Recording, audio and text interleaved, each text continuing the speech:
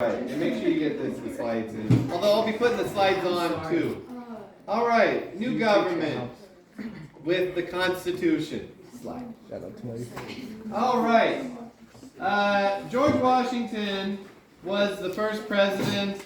A lot of people felt that he was the one making all the precedents, providing all the examples of what a U.S. president should be. Now, he served 2 terms. It didn't say, well, until the middle of the 20th century, it did not say anywhere in the Constitution how many terms. There were no term limits for a president. But he served 2 terms. And every president after him served 1 or 2 terms until we got to FDR. Now, there were some presidents who thought about running for president a 3rd term, like Andrew Jackson, but he was, but they all for some reason just only served 2 terms until we codified that in the Constitution with another amendment. Okay, but he set precedents for all kinds of things, and there were even precedents that no one broke until Donald Trump. I guess you could say, oh, that's a good thing about Donald Trump because he broke all these precedents and made us think about what we're actually doing here. And why we do all these precedents. It's because of George Washington. He set those precedents in his infinite wisdom. Okay. So during his first 2 terms, we got the Bill of Rights, and we also got the Judiciary Act. We already talked about the Bill of Rights last semester. The Judiciary Act, you'll remember that Article 3 of the Constitution is like the smallest, most insignificant article in the Constitution dealing with a branch of our government. We start off with what's number 1? What's Article 1? Freedom of speech? No, that's Amendment 1. Article 1 is the legislative branch, the Congress. Article 2 is the President. The executive branch, the President. And then Article 3 is basically, judiciary. It just talks about the Supreme Court. It says it'll have a Chief Justice and Associate Justices. And in the first Congress, they said we're going to have 6 justices altogether. Okay, an even number. So we talk about court packing today like it's something we cannot do. You can do it, but we've just gotten so used to 9 justices. Why should not even be recorded? For a couple of years during the Trump administration. No, it is. It's been going for No, 3 during minutes. the end of the Obama administration, we had 8 justices. And that was kind of awkward because we were not used to that. So, we started off with 6. Also in the Judiciary Act, they came up with the district and circuit courts. Does everybody understand what that is? No. Okay, so those are just lower courts that are federal courts that if you break a federal law, you start there. And then if you want to appeal, you go up to appellate courts and then on to the Supreme Court. Okay, and another significant thing was the cabinet. His cabinet had like these super people in it that you'd never have big names like that ever again. Slide. You had people like Thomas Jefferson as Secretary of State. Remember I talked about how I'm pretty sure I talked, well maybe I did talk about it in this class, with the, if you go to a building that is a State Department building today, and they have a conference room. That biggest conference room is the Benjamin Franklin conference room. The second room is the John Adams room, and if they have a third one, it's the Thomas Jefferson room. He was ambassador to France and also a Secretary of State before he would eventually go on After this time, he served in Congress for Virginia, and then he was also president. Little known office called President of the United States. Then we have Alexander Hamilton, Secretary of the Treasury. Okay, and he really put us on good financial footing as a nation. If it wasn't for him, we would have been like a lot of other, newly independent American states that would be in debt to a European power. And that European power might come and try to occupy us and take money out of our treasury. But he put us on very stable financial footing. His plan, which Congress and the President implemented, did. And then you have Henry Knox, Secretary of War. Okay, he was called Secretary of War until after World War II. Pretty obvious what we're getting at here, huh? All right. Henry Knox is known today as the father of artillery, American artillery, because he stole it all from the British. What a Chad. I ain't gonna lie He to you, stole it bro. all. And that's how we got our artillery during the Revolutionary Oh, no, War. my bad. Slide. All right. During his first term, we also during the first term, we have this deal on the Capitol, and this is how the Capitol originally looked. Today, you don't have this part. This is Virginia. This is Arlington County and the city of Alexandria. City of Alexandria. It's big today, but back in the day, we had 10 miles by 10 miles, 10 square miles of the Capital District, the District of Columbia. We had our capital in the city of Washington, but today it expanded so much that it's just it's Washington D.C. You had other cities. Let's see. You had Georgetown. Georgetown was an actual town that was there before the Capital District. Why are you pointing like that? So we have the Capital District, but this was a compromise. It was a compromise, and we actually don't know much about this, the actual details of what happened.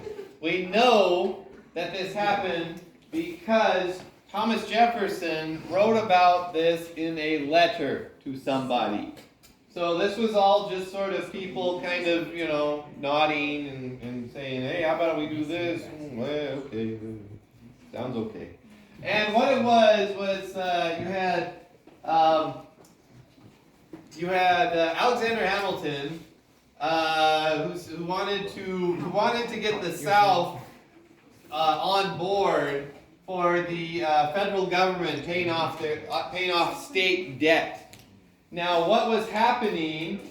Follow me over here. What was happening was you had the northern states were still in debt from the Revolution, because a lot of the Revolution was up there. And then you had these southern states that had paid off their debt, and so they didn't have debt problems. But they had they had another issue. All the capital city, all the places where Congress was meeting was mostly in northern cities. The furthest south they ever met was in Annapolis, Maryland. And so that was kind of a far distance for the southern delegations to travel. So the compromise was that we'll have a fixed capital right here between Virginia and Washington. And so then you won't have to travel so far, like up here to New York or Pennsylvania or Annapolis. And you let the federal government pay off state debts. And they thought that was cool, so they went along and said, yeah, we'll have a capital right here. Now, a lot of people will think, wow, we didn't have a capital for our Congress to meet and our president to meet in, and that's really low budget. No. At this time there were a lot of colonies, a lot of states, and even some countries that did not have permanent capitals. Okay, so and some people thought that was a good thing. Some people think today that we should move our capital to Colorado. And there's actually been a move by some government agencies to go out other places. During the Trump administration, there were a few agencies that did go out to Colorado. There was also talk during the Obama administration for a lot of intelligence agencies to go out to Charlottesville or other parts in Virginia. Those never happened though. Well, the thing in Colorado did, but then they came back to Washington. So it's so there's different ideas on that. Like don't think that like, oh, okay, now we're starting to be a nation because we have a capital in one place. No, that's not necessarily a sign of stability. Okay. So, but that's the history. Okay, we got a little more history of our capital slide. We got Pierre L'Enfant. L'Enfant Station is a subway station in Washington D.C. and it's named for the guy who laid out the streets and did all the surveying. And one of his main helper was Benjamin Banneker. And Benjamin Banneker has a very interesting history. He's the grandson of an African slave who was a prince in Africa. His grandmother was a white indentured servant, and they married and had children. And he actually went on to become a great mathematician. He had an almanac. And almanacs were really big back in the day. Yes. What time is class over? In about 5 minutes. It's 5 minutes. 5 minutes, so you have 5 minutes to record. Okay, slide. Okay, bank and tariff. So these are part of the plan that what's his name? Alexander Hamilton has. So the bank held all federal revenue and also gave loans, so it was like a real bank. This was the Bank of the U.S.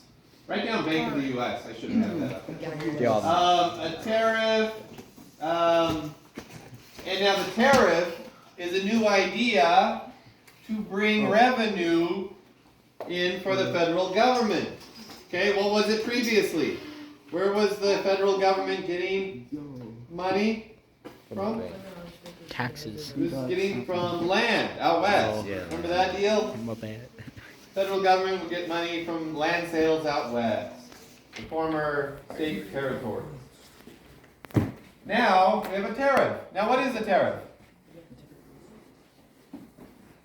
What's a tariff? Yes. Is it a terrorist? A what? Whoa. What? What? Yo. A tariff is a tax on imports. Write that down. Tariff is, if you don't know that, write that down. Tariff is a tax on imports. And that is the next main source of revenue for the federal government. Oh, I wrote that down. Next slide. Okay, we also have the Whiskey Rebellion. There was a whiskey tax, and it's not that people just like to pay less for their whiskey. It was about people, farmers in the West. Who, Have you tried it? you know, they need to preserve the harvest, and one of those ways is to preserve it by distilling it into whiskey, and they were putting a tax on that. You know, they could have just sold the grain to market, that's one option, but they didn't feel that was an option. So they rebelled, and Washington wanted to have a strong response.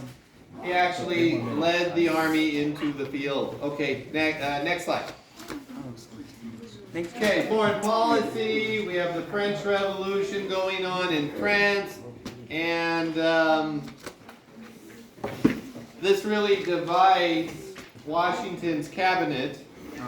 You have his Secretary of State, Thomas Jefferson, who loves everything French. Thomas the Train.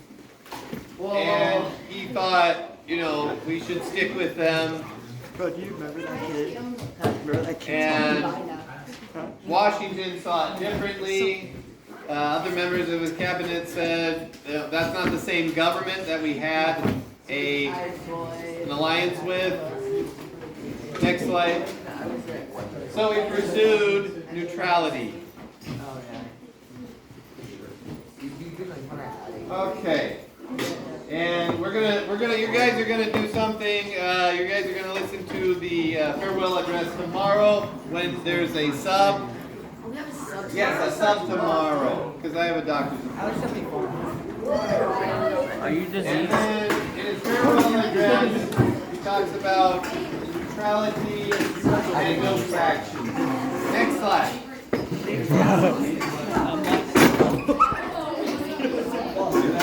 This kid nearly killed himself. All right, in